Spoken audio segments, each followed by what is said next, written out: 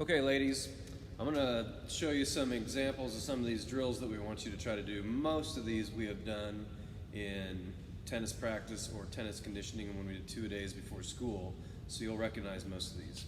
Now, before you do these drills, jog a couple laps around your house, maybe a couple back and forths in your backyard, whatever warm-up you can do. Stretch like we do at practice, do your lunges, your arm warm-ups, anything that you can do to get yourself stretched out a little bit.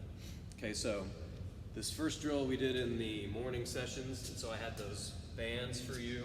So I'm just gonna put this band around my legs, and we're gonna do our reach steps. Now, if you don't have a band, it's not a big deal. You can do this without a band, but you're just gonna stand in the middle of a 10-yard area, and you're just gonna reach to the right, slide to your 10-yard mark, reach to the left, come back across, come back to the middle, reach, and so on.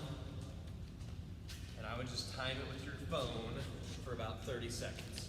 You can turn and face the other direction. You're just gonna do 3 sets of those just to get your reach step sorted out, okay? Line jumps is on the list. You don't need a line. You can use a crack in your sidewalk. You can lay a rope down or a stick down or whatever you want to do. You're just going to do forward and backward, side to side. It's not going to be a big deal with those. Okay, so there's a couple things you can do.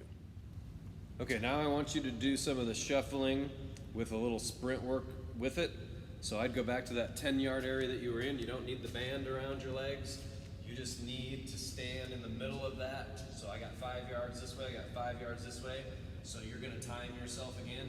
And when you decide to go, you're going to sprint to one line, touch it, sprint back across, and come back to this finish area.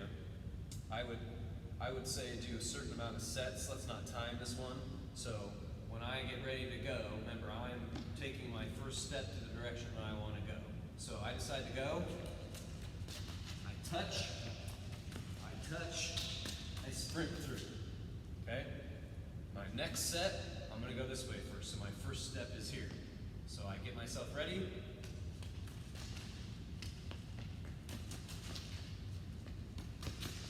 I make sure I sprint through.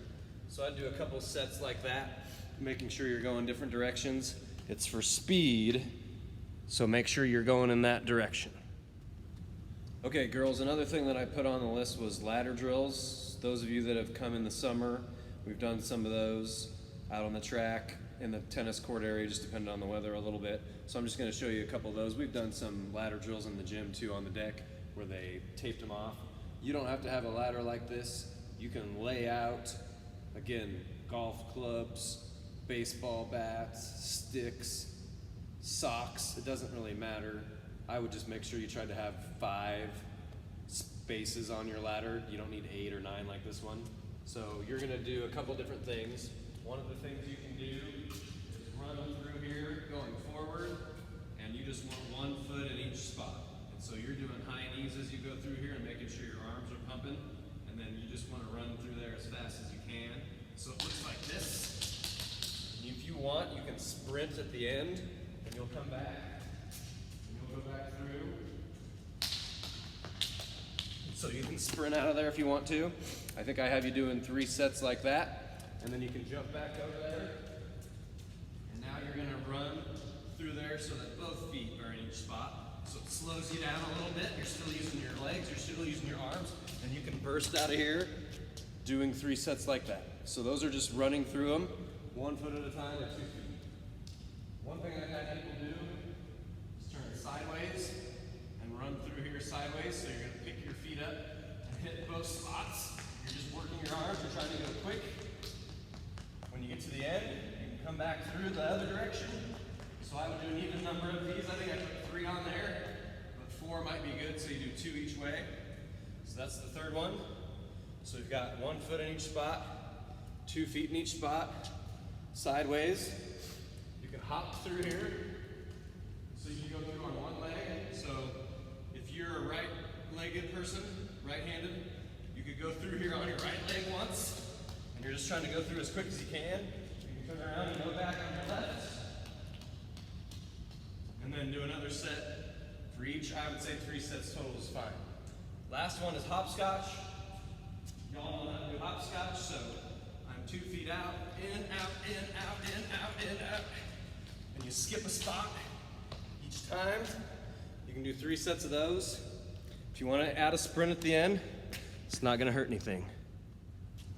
Okay, the next drill is a cone drill that we did in the mornings. By the way, I was going to have Coach Holder demonstrate some of these, but she's getting some stuff ready for Lily to do, so I didn't want to interrupt her. But this is one that you can do, and again, you're going to start on an opposite end over here. Okay, so give yourself about a 10-yard distance. So I'm going to start here. I'm going to sprint over here, pick up the first cone, set it over here. Cone 2, cone 3, cone 4, cone 5. You don't need cones. Socks wadded up, tennis balls sitting over there. It doesn't matter what's sitting over there. Toys, I don't care. You just want to sprint and move them. So I would try to do at least 4, maybe 5 would be good. So you're going to start yourself. Set the cone down where you started. Cone number 2. Cone number 3, so on and so forth. I would do the opposite direction the next time. So all the cones will be sitting over there on the other side. You start here. You sprint across. You bring them back to where they were. Number 2. Bring them back to where they were. You can time yourself if you want, but you just want to go as fast as you can. You can also do that going forward and backward. So I can face the cones, sprint and grab them, and backpedal. Just make sure when you backpedal, you're not looking back. You just set down, come back and get the next one. I would try 4 or 5 just to get that rhythm going. You can do a couple sets of each if you want to. Doesn't really matter. All right, another Coach Holder favorite coming up. We'll do the figure 8 drill. I would run this one like you're going to hit a tennis ball along with it. You can even have your racket with you if you want to. Doesn't matter. It might look a little silly to your friends that are watching you from the backyard, but tennis racket might make this more natural. So again, these don't have to be cones. Anything that is a target for you. You're starting in the middle. Okay, I think I have you going for 20 seconds. So you can do 3 sets of 20 seconds, and then if you want to do a little bit more, you sure can. So when you start yourself, remember my first step's going to go this direction because I'm going to go to my forehand side. So when I start myself, I come over, I act like I hit a forehand, I come back to my base, hesitate, come over here, hit a backhand, come back to my spot, hesitate, come over here, I hit, I come back. My first step should be to the right. On this one, I did this one wrong last time. Left step takes me over here. Set a timer. When you get to 20 seconds, take a break. Maybe go to your backhand side first the next time. I think with a racket that might feel a little bit more natural because it'll progress and get your weight going forward. So once I come over here and I hit, that'll kind of take me forward and gets me back to my spot. I come over here, I break down, I hit, it transitions me back to my spot. So that's a good one you can do. If you want to try to do it like we did in conditioning as a secondary thing, instead of going behind the cone first, you can work your way in front. If you want, come back to here, hesitate, reach step into the front, come back, hesitate, push off. This isn't a bad one to do. Push, get yourself to that spot a little bit quicker. Just make sure the hesitation is there. That'll help with your footwork. You can do it with a racket, without a racket. Okay, so the last couple things that are on that sheet are, they don't need much explanation for them. They're sprint work and cardiovascular work. So just remember when you do your sprints, and I put that on here, we want you to set yourself up in a 10-yard area. I think soft ground is a little bit better on this one, but if you want to be at East Hill and do this, or at Harrison Park, it's fine. I don't know that I would do it in your driveway. There might be gravel or slippery spots or uneven spots or cracks you're going to step into, whatever that might be. I don't mind the backyard at all. I would tell you to come up to the track, but you can't come up to the track at this point. So just set yourself up a 10-yard area, and then when you sprint, everything transitions forward. It's not a mile run where you're going to be standing up and going slow and stepping backwards. You're sitting here waiting to fall forward when you start yourself. And I would sprint through that 10-yard goal and maybe run through 4 or 5 yards, come back, go the other direction. I put 5 sets on here. That's just a starting point. You can do 8, you can do 10, you can do one set in the morning and do another set after lunch, whatever you wanted to do. The cardio workout, I put 4 things on here. There's other options. I just put jogging around your neighborhood. If you're out in the country, maybe you run to the end of the road marker or the mile marker and come back like I could at my house. You can ride your bike, around town, on the trail, again, in the country. Choose wisely on that deal.